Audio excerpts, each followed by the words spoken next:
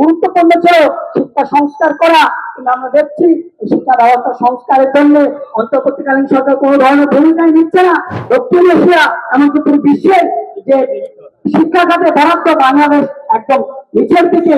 জুলাই গণহত্যার বিচার, এই গণতান্ত্রিক সংস্কার, এই যে আকাঙ্ক্ষাগুলি, এই যে দাবিগুলি, সেই দাবিগুলি আজকে আজকে ম্লান হয়ে যাচ্ছে।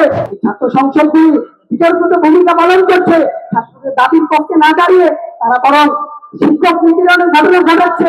এরশাদ থেকে যে আন্দোলন শুরু হয়, সেই আন্দোলনের স্বৈরাচার বিরোধী আন্দোলনের অগ্রগত থেকেই সমাজতান্ত্রিক ছাত্রফ্রন্টের প্রতিষ্ঠা, তারপর থেকেই ছাত্রফ্রন্ট শিক্ষাকে বেসরকারীকরণ, আইনটিকরণ, শিক্ষাকে বিতাড়িতকরণ, শিক্ষার মধ্যে যে সাম্প্রদায়িক আক্রমণ, এর বিরুদ্ধে শিক্ষা সংস্কৃতি মনুষ্যত্ব রক্ষার দাবিতে নারী নিপীড়ন, সাম্রাজ্যবাদী আগ্রাসন থেকে শুরু করে গতমূল্য উগ্রগতি থেকে শুরু করে শিক্ষার গণতান্ত্রিক পরিবেশ, গণতান্ত্রিক শিক্ষাঙ্গনের দাবিতে আমরা আন্দোলন গড়ে তুলছি।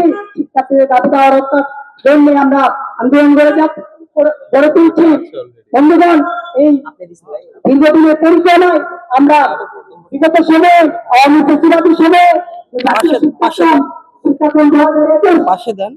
প্রবর্তন করা হয়, এর বিরুদ্ধে আমরা বলেছি এই শিক্ষাক্রম জ্ঞান বিজ্ঞান মনুষ্যত্ব ধ্বংসকারী। এই শিক্ষাক্রম বাতিলের দাবিতে আমরা ঘরে ঘরে গিয়ে 5 লক্ষ স্বাক্ষর সংগ্রহ করেছি। আমরা ছাত্র শিক্ষক অভিভাবক শিক্ষাবিদদেরকে আমরা সংগঠিত করেছি, শিক্ষাক্রম বাতিলের দাবিতে আন্দোলন গড়ে তুলেছি।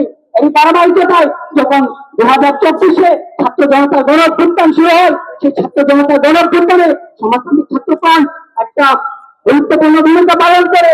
এই ধারাবাহিকতাকে আমরা বলছি এই ছাত্রফ্রন্টের এই যে সংগ্রাম, এই সংগ্রামে বিগত সময়ে যত নেতা কর্মী আছে সকলকে আমরা শুভেচ্ছা জানাই।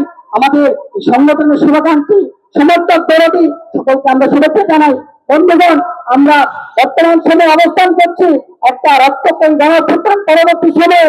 এই রক্তক্ষয়ী গণ অভ্যুত্থানের যে আকাঙ্ক্ষা ছিল একটা বৈষম্যহীন বাংলাদেশ, আকাঙ্ক্ষা ছিল বেশিরভাগ মুক্ত বাংলাদেশ, কিন্তু আমরা দেখছি শত শত মানুষের যে শহীদে আত্মদান, হাজারো মানুষের যে রক্তদান, হাজারো মানুষের যে পঙ্গুত্ব বরণ, এটা মধ্য দিয়ে আপনারা দিয়েছেন, আমরা দিয়েছি। এর পরবর্তীতে আমরা দেখছি এই গণঅভ্যুত্থানের আকাঙ্ক্ষা ম্লান হতে শুরু করেছে। এই অন্তর্বর্তীকালীন সরকারের কাছে মানুষের যে প্রত্যাশা ছিল, এই প্রত্যাশা ধীরে ধীরে ম্লান হচ্ছে, ম্রিয়মান হচ্ছে।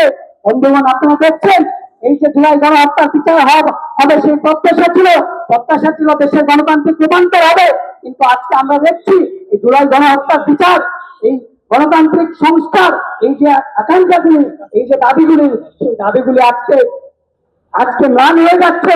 আপনারা দেখছেন এই গণহত্যার বিচারের নামে একে ঢালাও মামলা দেওয়া হচ্ছে, নির্বিচারে মামলা দেওয়া হচ্ছে, বিতর্কিত ভাবে এই হত্যাকাণ্ডের বিচার পরিচালিত হচ্ছে।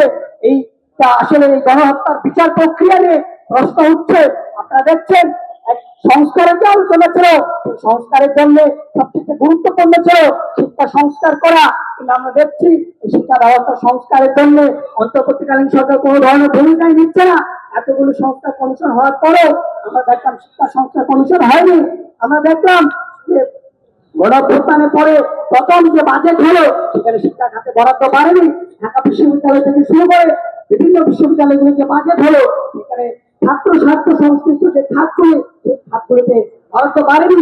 ছাত্রফ্রন্ট প্রতিষ্ঠা লগ্ন থেকেই বাজেটের জিডিপির 25% এবং জিডিপির 6% এবং বাজেটের 25% বরাদ্দ দেওয়ার দাবিতে আমরা আন্দোলন করছি। আমরা যদি দেখি এই সরকারে দক্ষিণ এশিয়া এমনকি পুরো বিশ্বের যে শিক্ষা খাতে বরাদ্দ বাংলাদেশ একদম নিচের দিকে। আমরা দেখছি যে অভ্যুত্থানের পরে এই শিক্ষা খাতে কোনো পরিবর্তন হচ্ছে না। আমরা দেখছি সারা দেশের বিভিন্ন বিশ্ববিদ্যালয়গুলিতে ছাত্র সংসদ নির্বাচন অনুষ্ঠিত হয়েছে। এই ছাত্র সংসদ নির্বাচন দীর্ঘদিন বন্ধ থাকার পরে অনুষ্ঠিত হয়েছে, এটা খুবই আশাবাঞ্জক ব্যাপার। প্রত্যাশা ছিল এই ছাত্র সংসদ গুলো ছাত্রদের পক্ষ নেবে, ছাত্রদের দাবি দাওয়াগুলো আন্দোলন করে তুলবে, ছাত্রদের দাবির পক্ষে দাঁড়াবে, কিন্তু আমরা দেখছি এই ছাত্র সংসদগুলি বিতর্কিত ভূমিকা পালন করছে। ছাত্রদের দাবির পক্ষে না দাঁড়িয়ে তারা বরং শিক্ষক নিপীড়নের ঘটনা ঘটাচ্ছে, মব ভায়োলেন্স করছে। এই ছাত্র সংসদের নেতারা বিভিন্ন যে সন্ত্রাসী কর্মকাণ্ড, বিভিন্ন যে সহিংসতার ঘটনা সেগুলিকে উস্কানি দিচ্ছে। আমরা দেখেছি রাজশাহী বিশ্ববিদ্যালয়ের ছাত্র সংসদ, জাহাঙ্গীরনগর বিশ্ববিদ্যালয়ের ছাত্র সংসদের নেতারা গতকাল অনুষ্ঠানে উঠেছি অফিস করে দেওয়ার মতো সহিংসতামূলক ঘটনায় উস্কানি দিয়েছে।